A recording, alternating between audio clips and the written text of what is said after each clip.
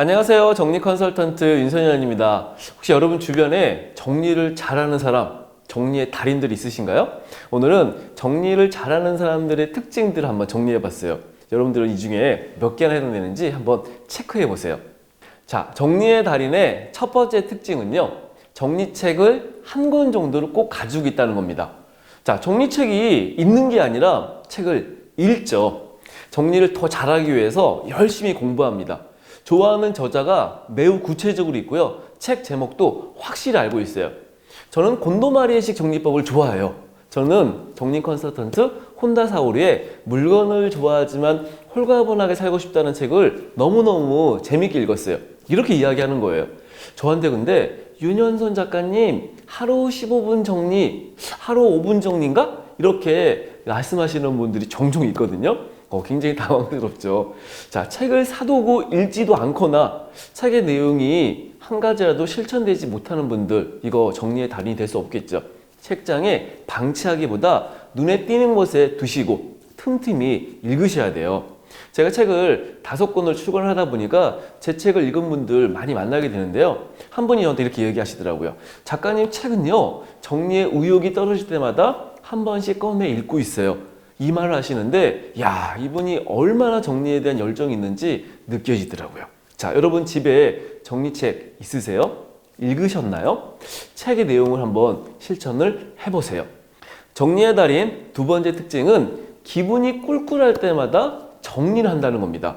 자, 정리가 저처럼 직업이 아닌 사람들이 매일같이 정리한다는 건 쉽지 않죠. 집안일도 해야 되고, 육아도 해야 되고, 외부 활동, 휴식, 사실 이걸 위해서도 시간을 내기 힘듭니다. 그런데 이분들은요, 정리가 습관이 되어 있고 일상적인 행동 속에 있어요.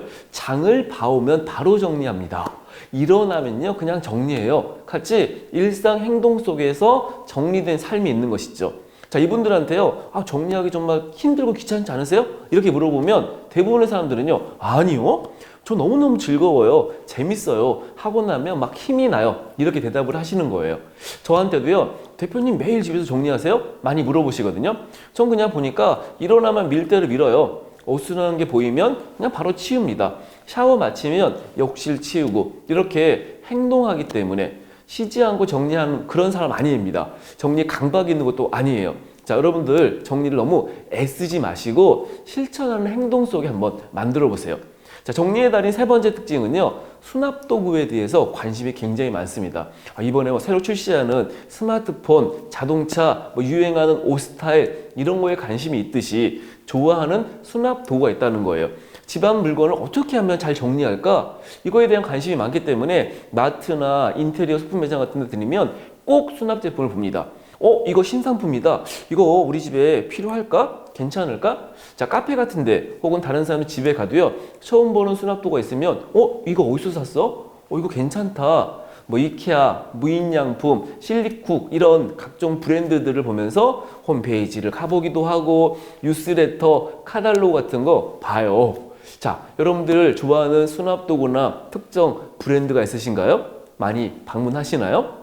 정리의 달인의 네 번째 특징은요, 충동 구매를 하지 않습니다. 자, 마트에 가보면요, 정리를 잘하는 사람인지 못하는 사람인지 카트만 봐도 알 수 있거든요. 그러면 쇼핑할 때 막 구입하시는 분들이 있어요.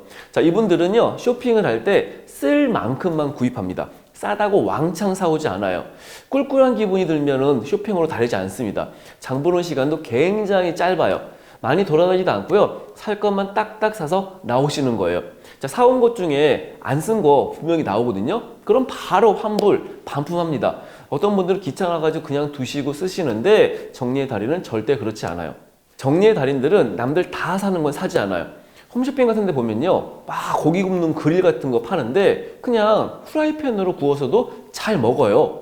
꼭 필요하다면 빌려 쓰기도 하는데요, 빌리는 걸 민망해 하시는 분들이 보면 굉장히 놀랍겠죠. 자, 이런 분들은요, 1년에 한두 번 쓸까 말까 한 것들은 아예 사지 않거나 빌리는 게 더 좋다고 생각합니다. 자, 여러분들은 주로 어떤 물건들을 구입하시고 그런 물건들 잘 쓰시나요? 정리의 달인의 특징 다섯 번째는 물건의 제자리가 있습니다.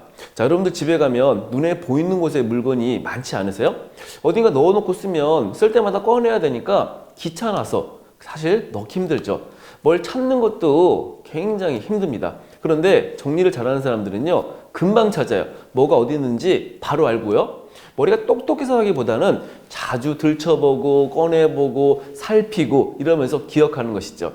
자, 어떤 사람들은 눈에 보이는 곳에 물건이 있어야지만 불안하지 않아 하지만 정리의 달인들은 정반대예요. 눈에 보이는 곳에 물건이 있으면 불편해합니다. 자, 여러분들 집에 어디에 물건이 있나요? 물건마다 제자리가 있나요? 보이는 수납이 많으세요? 감추는 수납이 많으세요? 오늘 이야기한 5가지 이외에도 제가 만났던 정리의 달인들이 했던 말 중에 기억나는 말이 있어요. 저는요, 가구 배치를 자주 바꿔요. 그러고 나면 이사 온 기분이 들고 너무너무 좋아요. 근데 무거운 가구 같으면 어떻게 해주세요? 아니요, 많이 해보니까 그냥 다 빼서 들면 혼자서도 들 수 있고요. 그냥 수건, 이불 같은 거 깔고 씩씩씩 옮겨요. 그냥 몇 시간이면 뚝딱 해요. 힘들지만 기분이 너무너무 좋아지기 때문에 이게 저의 노하우입니다. 또 한 분은 남편의 직업이 군인이신 분인데 1, 2년에 한 번씩은 이사를 가는 거예요. 결혼 10년 동안 10번 넘게 이사를 다녔대요. 싸고 풀고 이런 거 전문이래요. 이사 때마다 조금씩 버리니까 지금 집에는 쓸모없는 게 단 하나도 없다는 거죠.